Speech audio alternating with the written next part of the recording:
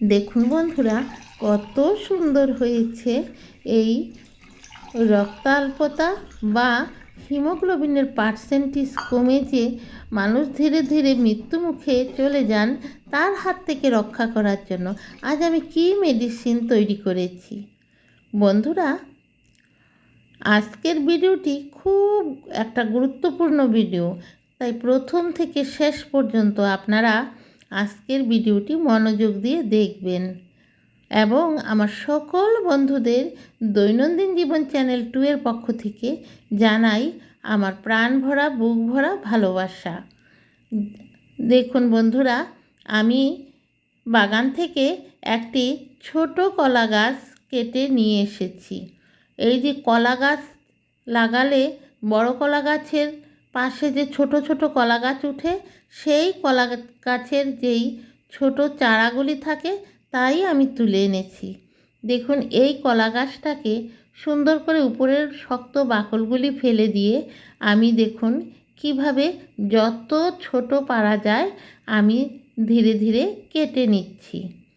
তবে বন্ধুরা, খুব সাবধানে কাটবেন, কলা গাছগুলি কিন্তু একটু শক্তই থাকে কাটার সময়, তাই একটু সাবধান যদি না হন তাহলে কিন্তু হাত কেটে যাওয়ার ভয় থাকে। এ দেখুন, আমি এগুলি কি সুন্দর করে আমি ছোট ছোট করে কেটে নিচ্ছি। বন্ধুরা, প্রতি বছর আমাদের ভারতবর্ষে হাজার হাজার মানুষ এই রোগে আক্রান্ত হয়ে মৃত্যু মুখে চলে যান। দেখুন, আমি কলা গাছগুলি আগে ধুয়ে নিয়েছি এবং ছোট ছোট করে কেটে আমি দেখুন মিক্সির মধ্যে আমি কিন্তু ব্লেন্ড করে নিচ্ছি। ভালো করে ব্লেন্ড করে নিতে হবে, সঙ্গে একটু জল দিতে হবে। এই যে দেখুন, আমি ব্লেন্ড করার পরেও কিন্তু এগুলি নরম হচ্ছে না কলা গাছগুলি, দেখে তো বুঝতে পারছেন আপনারা। এখন এর মধ্যে আমি সামান্য কি দিয়ে দেব, জল দিয়ে দেব। একটু জল বেশি করে একটু না দিলে কিন্তু এগুলি ব্লেন্ড হবে না। তারপরে বন্ধুরা, জল দিয়ে ভালো করে আপনারা এগুলি ব্লেন্ড করে নিতে হবে। ব্লেন্ড করে নিয়েই আমি এই রক্তাল্পতার মেডিসিনটা আমি তৈরি করব। এই যে দেখুন, আমি এগুলি ব্লেন্ড করার পর এগুলি কীরকম হয়েছে। এখন একটা ছাঁকনির সাহায্যে সুন্দর করে এগুলি আমি ছেঁকে নেব। এগুলি আমি চিপে চিপে একদম খুব ভালো করে আমি ছেঁকে নিতে হবে। আর এখানে আরও দিয়েছি, আমি বেশ খানিকটা বানাবো, কারণ আমি যেমন 2-3 দিন খেতে পারি তার পরিমাপ পর্যন্তই আমি বানাবো। আর এই যে দেখুন, এগুলি আবার করে নিয়েছি। ভালো করে করতে হবে, আরও একবার করব, করে একদম সুন্দর করে এগুলিকে আবার একটু নাড়িয়ে দেব, তাহলে কিন্তু এগুলি আরও ভালো হয়ে এগুলি ব্লেন্ড হয়ে যাবে। তারপর সবগুলিকেই আমি ছাঁকনির মাধ্যমে একদম চিপে চিপে তার রসটা নিংড়ে আমি নিয়ে নেব। এই যে দেখুন, এই ছিবড়াগুলি ফেলে দেব, এগুলি কলা গাছের ছিবড়া, আর এই রসটাই কিন্তু আমি নেব। প্রতি বছর আমাদের দেশের অনেক গর্ভবতী মায়েরা এই আয়রনের সমস্যা বা এই হিমোগ্লোবিনের সমস্যায় কিন্তু অনেক অবস্থা খারাপ হয়ে যান। দেখা যায় যে মুমূর্ষ অবস্থায় ওনারা পৌঁছে যান এবং সঙ্গে বাচ্চাও। সেই সমস্ত গর্ভবতী মায়েরা যদি সপ্তাহে 2-3 দিন 4 দিন করে এই ছোট চারা কলা গাছগুলি তুলে এনে, এটা তো আমাদের গ্রাম বাংলায় বাড়িঘরে এমনিতেই পাওয়া যায়, এটা কি পয়সা দিয়ে কিনতে হয় না, যদি এরকম ব্লেন্ড করে বা বড় হামনদিস্তার মধ্যে যদি এটাকে ভালো করে থেতো করে এভাবে রসটা বের করে নেন, নিয়ে তারপরে এটাকে ছাঁকনির মাধ্যমে ছেঁকে যদি এটা সকাল বিকাল এটা খেতে পারেন, কিন্তু এটা কোনো তেতোও না, কোনো মানে কিচ্ছু বিস্বাদও না, কোনো গন্ধও নাই, কিচ্ছু নাই, একদম জলের মতো। তাহলে কিন্তু এই আয়রনের সমস্যা বা হিমোগ্লোবিনের সমস্যা সম্পূর্ণরূপে চলে যাবে। যদি আপনারা ইচ্ছা করেন তার মধ্যে একটু লেবু চিপে দিয়েও খেতে পারেন, না হলে এমনিতেও খেতে পারেন। তার মধ্যে এটা আরও অনেক রোগের উপকার, যেমন যাদের হাত পা জ্বালাপোড়া করে বা যাদের ইউরিনের ইনফেকশনের সমস্যা থাকে, ওনারা যদি এই গরমের দিনে সবসময় খান তাহলে 100 ভাগ গ্যারেন্টি দিয়ে বলতে পারি ইউরিনের সমস্যাটা আর হবে না। কিডনির জন্য খুবই ভালো। আর মনে রাখবেন, যদি কোনো ব্যক্তিকে কুকুরে কামড় দেয়, সে সমস্ত ব্যক্তিরা যদি এই কলা গাছের এভাবে যদি রস বের করে খান তাহলে কিন্তু অনেকটাই উপশম হয়ে যায়।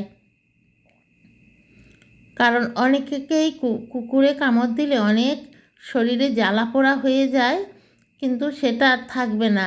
আর এটা খেলে কিন্তু সবসময় ইউরিনটা খুব পরিষ্কার থাকে, এতে শরীরের বর্জ্য পদার্থগুলিও বের হয়ে যায়।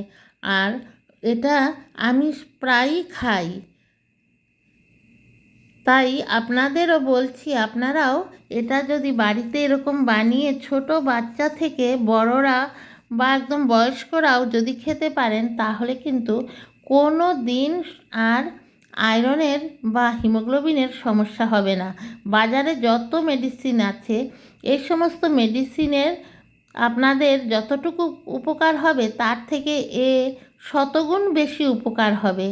এটা একদম প্রকৃতি থেকে পাওয়া যায়, আর তার জন্য কোনো প্রকার আমাদের অর্থ ব্যয় করতে হয় না। প্রতি বছর এমন ঘরে বাকি নেই যে আয়রনের ক্যাপসুল বা আয়রনের ইঞ্জেকশান বা আয়রনের নানান রকম টনিক আমরা খেয়ে থাকি।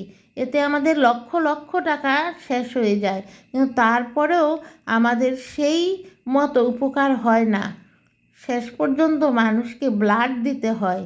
তাই আপনারা বিশ্বাস করে যদি এটা আপনারা খেয়ে থাকেন, যাদের কোনো অসুবিধা নেই, একদম কোনো আয়রনের সমস্যাও নেই, ওনারা যদি এটা সপ্তাহে 2-3 দিন করে খান তাহলে কোনো দিনই আয়রনের সমস্যা হবে না, অর্থাৎ হিমোগ্লোবিনের। আর একটা মানুষের দেহে রক্তে হিমোগ্লোবিনের পার্সেন্টেজটা যদি বেশি পরিমাণে থাকে তাহলে যে কোনো রোগ ব্যাধিতেই তাকে আর ফেলে দিতে পারে না, তার শরীরে অনেক শক্তি থাকে। এই দেখুন, আমি 1 গ্লাস নিয়েছি, খেয়ে ফেলবো। আর এই বাটিতে আবার ছেঁকে রেখেছি, এটা আমি বোতলে ঢুকিয়ে ফ্রিজে রেখে দেব। তার ফ্রিজে রেখে দিলে আমি পরের দিনও খেতে পারবো, আরও 1-2 দিন খাবো।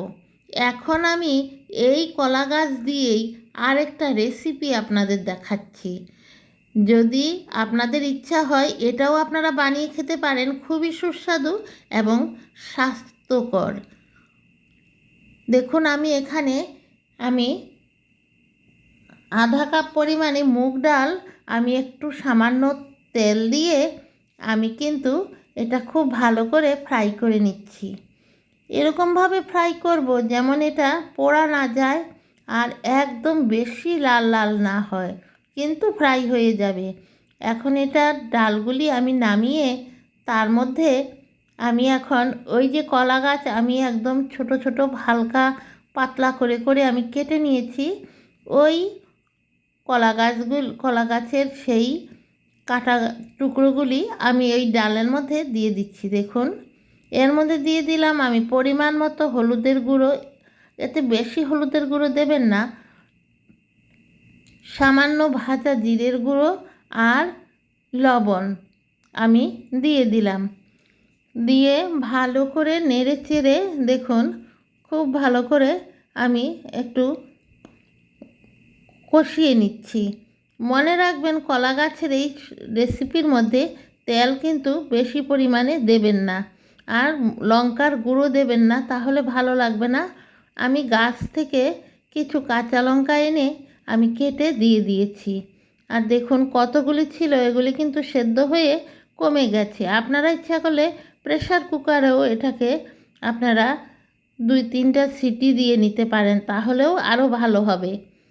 দেখুন, আমি একটা হাতার মধ্যে একটু পাঁচফোড়ন দিয়ে আর একটু তেল দিয়ে খুব ভালো করে কিন্তু দেখুন একটা ফোড়নের জন্য বানিয়ে নিচ্ছি, আর সেটা ফোড়নটা দিয়ে দিলাম। তাহলে বন্ধুরা দেখতে পাচ্ছেন তো কি সহজে একটা রেসিপি, স্বাস্থ্যসম্মত। আর এটা যদি আপনারা প্রতি সপ্তাহে 2-3 বার খান, তাতেও কিন্তু আপনাদের সেই ব্লাডের যেই হিমোগ্লোবিনের অভাবটা হয় সেটা আর হবে না। তাহলে কেমন লাগলো আজকের ভিডিওটি? বন্ধুরা সবাই কমেন্টের মাধ্যমে জানাবেন। খুবই টেস্টি লাগে, আমি নিজে খাই তাই আপনাদেরও দেখালাম, আর আমি উপকার পাচ্ছি বলে আমার বন্ধুদেরও আমি সেটা শেয়ার করলাম। খুবই একটা গুরুত্বপূর্ণ একটা ভিডিও। এটার মধ্যে একটা আছে শরবত, আর আরেকটা আছে একটা রেসিপি।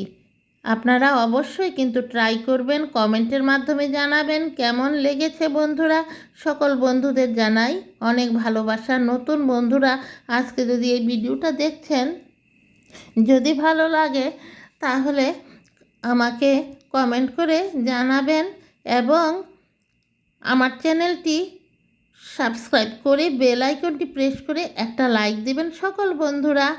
আর আমি সবসময় এরকম উপকারী ভিডিওগুলি আপলোড করি, তাই আপনারা যদি সাবস্ক্রাইব করে বেল আইকনটি প্রেস করে রাখেন, যখনই এই সমস্ত উপকারী ভিডিও আমি আপলোড করব, সঙ্গে সঙ্গে সবার আগে আপনার কাছে চলে যাবে।